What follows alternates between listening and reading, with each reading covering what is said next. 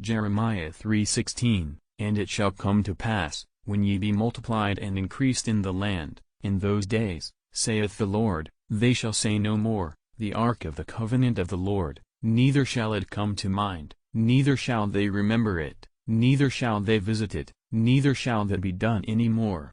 From this the Christians argue that the law of Moses, which was deposited by the side of the ark, would at a future period be annulled. Refutation. In chapter 19 we have already proved by unmistakable evidence, and especially by their own Gospels, and even by allusions to their theological writers, that the law of Moses is eternal, and that no new revelation will ever supplant our old law. Having then sufficiently proved the feebleness of the opinions adverse to this view, we confine ourselves here to the above-quoted explanations. Every reader of the Scriptures knows the passage in 1 Kings 8:9, There was nothing in the ark but the 2 tables of stone. These tables having been called the tables of the covenant, the ark, as the receptacle of those tables, was named the Ark of the Covenant. The Christians themselves admit that the contents of the tables of the Decalogue are immutable, and that no man can hope for the salvation of his soul who repudiates the 10 Commandments.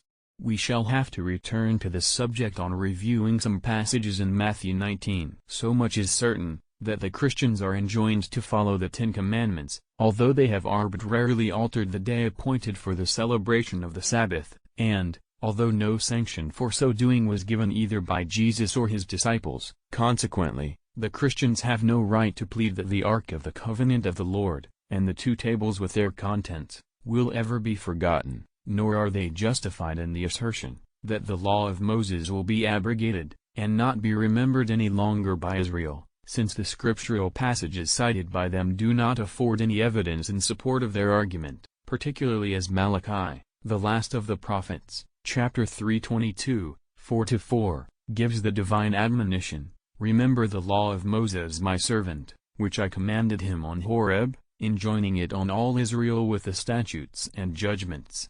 This prophet clearly demonstrates that the divine law will certainly not be abolished at any future time, on the contrary, that the dignity of Israel and the dignity of Jerusalem will be augmented at a future day. Hence he alludes to those days when Israel shall have increased and multiplied in the Holy Land, and when the Gentile nations shall come to seek the word of the Lord at Jerusalem. To this effect says Isaiah, chapter 2-2, And all nations shall flow unto him.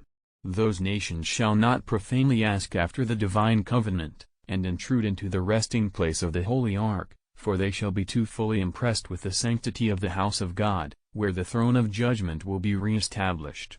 The temple will then not be the exclusive locality to which the Gentiles shall flock, but all Jerusalem will be a residence of divine knowledge, whither the Gentiles shall resort in order to call upon the name of the Lord, and to serve him with one accord, and the sacred and godly duties of man will not be limited only to the precincts of the temple.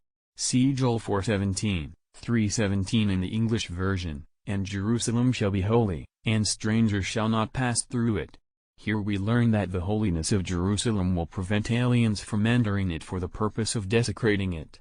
The unworthy among the Gentiles, and the unclean among Israel, will in like manner be kept away through awe of the holy city, but the city of the Lord shall spread its conversion and enlightening influence to the remotest distance. The Gentiles, following the wholesome ministration of the chosen race, will be deemed servants of the Lord like the children of Israel. The prophet, therefore, says, And many nations will join the Lord and shall be my people.